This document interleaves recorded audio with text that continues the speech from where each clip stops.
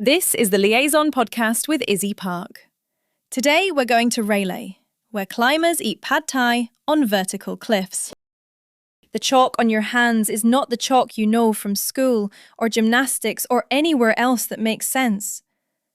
This is chalk on ancient marine limestone, 200 metres above the Andaman Sea. And the rock under your fingers is coarse and crystalline and sharp, in a way that makes every hold feel deliberate. The surface is chalky white, where climbers have worked it for years. Dark grey and salt-encrusted further down, where the sea still makes its argument. You can smell the reef exposed below at low tide. Faintly mineral, almost briny, cut through with sun-baked stone dust.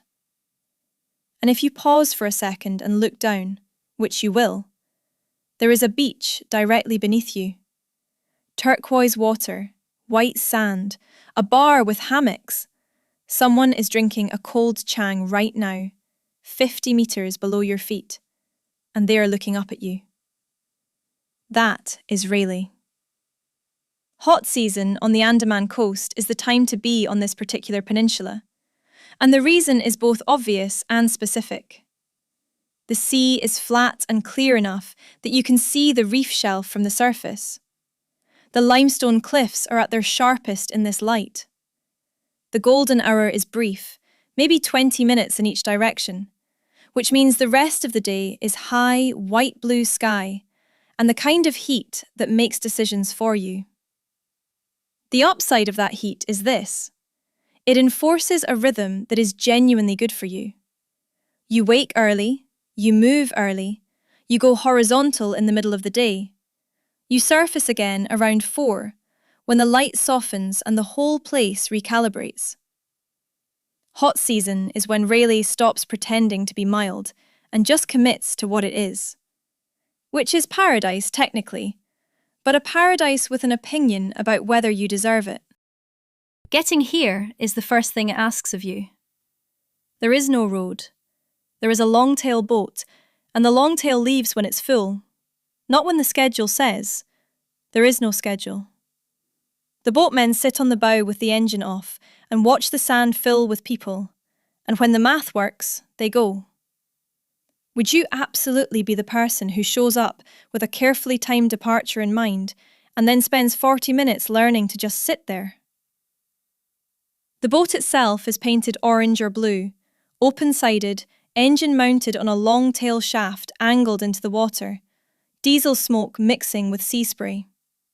The sound when it accelerates is a high-pitched rattle, and then the flat slap of hull against small waves, and then you are on the water, with the mainland lights of Phra Nang behind you and the karst cliffs of Railay ahead, and the sky does something that feels unreasonable. The East Beach is where you arrive, and it is not the beach, not yet. The east side is tidal mudflat and mangroves, the working side, the supply chain made visible. Longtail boats pull up before sunrise, dropping cases of beer and bags of rice and produce wrapped in banana leaves. The light is pink and low over the water. By early morning, the climbers are already moving through the trees with chalk bags over their shoulders, heading for the crags before the rock superheats.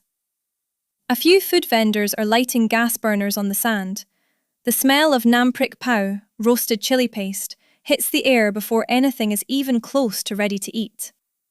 That smell, fish sauce and charred garlic and holy basil, is one of the foundational smells of a Thai beach morning. And here it arrives with the sound of longtail engines and the low pink light, and it is a good combination. The West Beach is the other thing entirely. The glamour side, white sand, clear water, karst cliffs framing every sightline in a way that looks composed.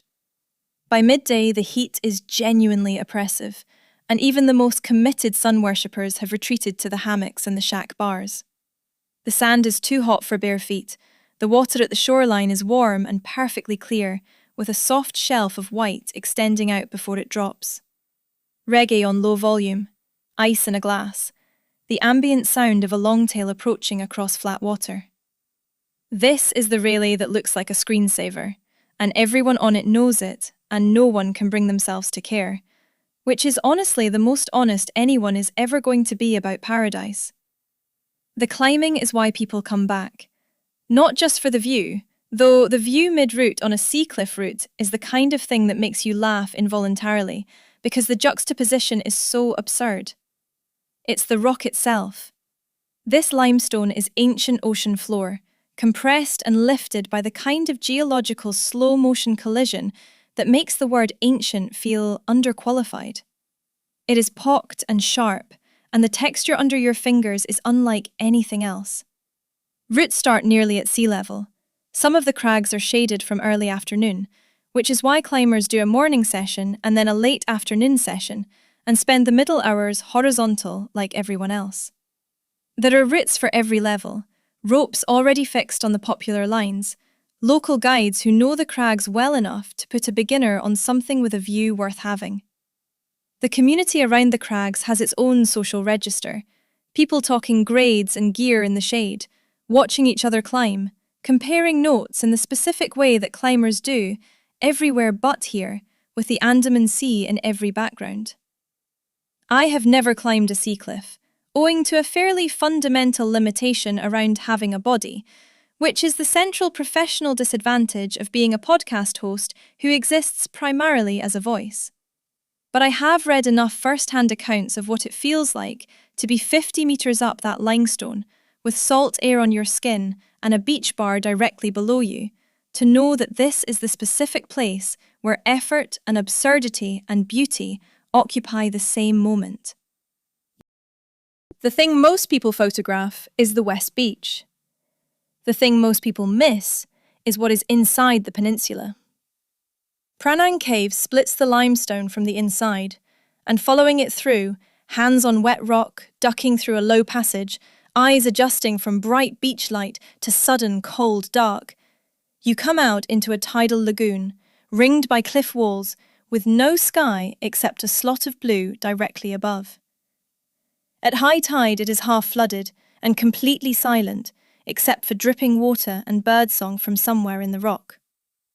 The surface shifts from green-grey to jade when the angle of the light hits it right. The locals call it the Princess Pool. The story is that a sea princess drowned here, and her spirit inhabits the cave, and the cave's mouth holds a shrine that receives offerings from local fishermen seeking safe passage at sea. The offerings are carved wooden forms, piled in every size around the cave entrance, draped in coloured cloth, surrounded by flower garlands gone soft and brown at the edges in the humidity. This shrine is not a tourist installation. It predates Raylay's tourism era by generations. Local boats still stop to make offerings. The logic is animist. The spirit controls safe passage, the offerings are a transaction, and the whole arrangement is taken seriously by the people whose working lives depend on the water. There is a specific tension at Phra Nang that is worth sitting with. The tourist gaze and the local reality occupy the same frame here, and the local reality does not pause for photographs. The late afternoon light on the limestone is the thing to be there for. Around 4, maybe 4:30, the sun drops low enough that the cast faces catch it and go amber. The shadows between the cliff formations go deep purple. The light on the water is more intense for the rock surrounding it. Climbers come back to the shaded crags for their second session. The beach bars shift from lunch to sunset drinks without any signal or ceremony. It just happens, and people migrate toward the West Beach with glasses already in hand. The light lasts longer than you expect because the cliffs frame and trap the last of it. The east side comes alive again after dark. The strip of beach bars and open-air restaurants, low tables in the sand, shoes off, the limestone cliffs above you invisible in the dark, but there as a felt presence. Pad Kra Pao, made to order. Fish sauce and charred garlic and holy basil going into a hot wok, served with rice and a fried egg. Grilled prawns over charcoal, hot enough to burn your fingers, with a sauce that is lime juice and fish sauce and raw garlic and chilies that require your full attention. The bucket arrives, a small plastic pail with Thai whiskey and soda and crushed ice and straws, designed for sharing, priced for the volume. Fire shows on the sand, a little rough, not polished, which is part of why they work. By midnight, the crowd is small and self-selecting, pleasantly stranded, the way people get when they have collectively agreed to be temporarily unreachable. The whole of Railay operates on that agreement. Every person here took a boat to get here. There was no road, no drive-through, no accidental arrival. Everyone chose the mudflat and the karst and the longtail and the heat, and the place runs on that collective decision to be somewhere that requires a little commitment up front. That is the one true thing about Railay. Not the beach, though the beach is real. Not the climbing, though the climbing is why people come back. The thing is that you are standing on what used to be the ocean floor. It is now 200 metres of ancient limestone rising straight from the Andaman Sea. Chalk on your hands, salt in the air, the reef visible from the surface below you, and the whole place smells like baked stone and distant fish and someone else's garlic in a hot wok. And it is a Tuesday, and there is no schedule, and the boat leaves when it's ready. We hope you enjoyed the trip.